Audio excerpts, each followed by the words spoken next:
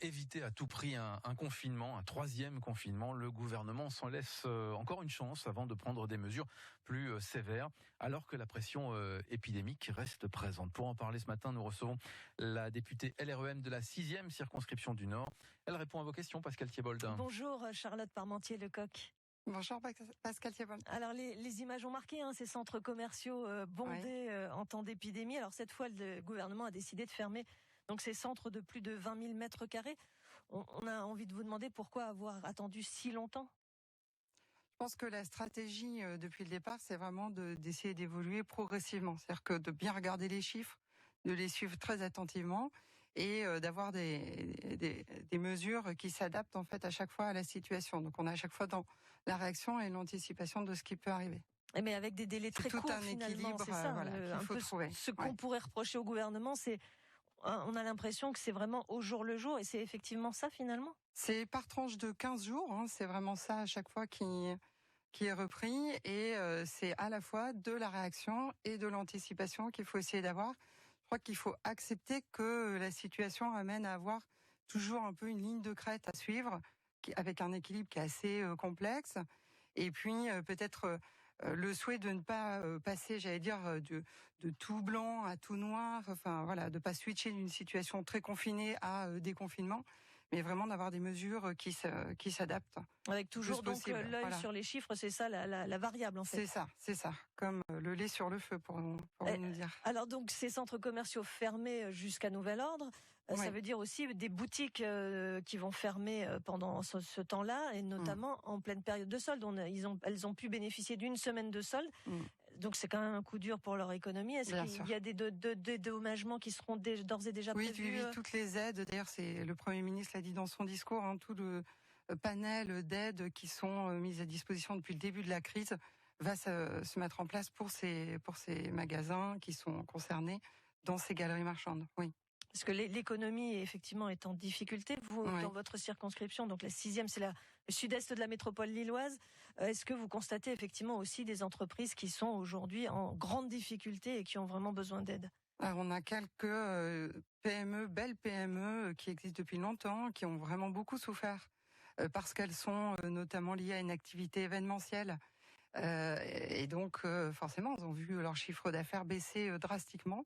Donc elles sont très accompagnées, mais il y a un moment aussi où ça devient extrêmement compliqué. Donc on les suit, on les accompagne le plus possible.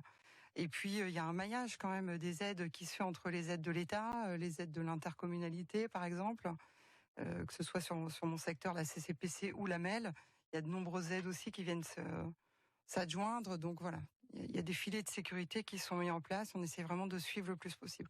Après, moi je crois qu'il faut vraiment aussi préparer tout de suite la relance. C'est-à-dire que on a le plan de relance qui est déjà sur la table, qui est déjà en train de se mettre en place, qui est déclenché pour certaines entreprises. Donc il y a des chantiers qui sont déjà ouverts. Voilà, c'est déjà commencer à préparer la sortie de crise en fait. Notre invitée ce matin sur France Bleu Nord, Charlotte Parmentier-Lecoq, la députée LREM de la 6e circonscription du Nord. Alors particulièrement impactés les bars et restaurants qui sont fermés depuis de longs mois maintenant et qui sont donc pour beaucoup au bord de la faillite en tout cas. Qu'est-ce que vous pensez de ces appels de professionnels qui aujourd'hui disent aujourd'hui je vais ouvrir mon restaurant, j'en peux plus.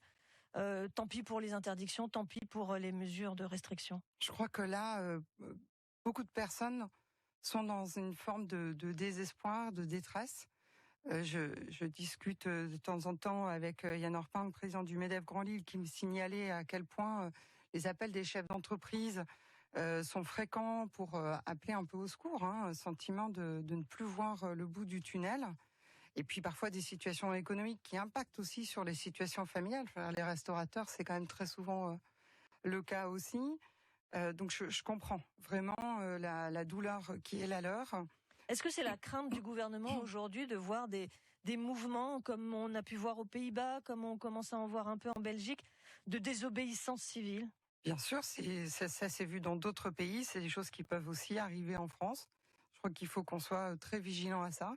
Donc il faut mettre en place mais c'est ce qui se fait, un certain nombre de mesures de soutien. Il y a la cellule de crise psychologique à Bercy notamment qui est mise en place, toutes les mesures économiques pour apporter le souffle, l'oxygène. Donc ça c'est les mesures qui sont vraiment essentielles, mais il faut aussi, notamment pour les restaurateurs, qu'ils entendent que c'est vraiment pas de gaieté de cœur. Je veux dire, on attend que ça, de pouvoir réouvrir les restaurants. Mais c'est vraiment nécessaire parce que quand on regarde les études sur les lieux de contamination, le repas, c'est vraiment le moment où le plus propice en fait à la propagation du virus. La campagne de vaccination va pouvoir résoudre la situation ou en tout cas permettre de retrouver une vie à peu près normale?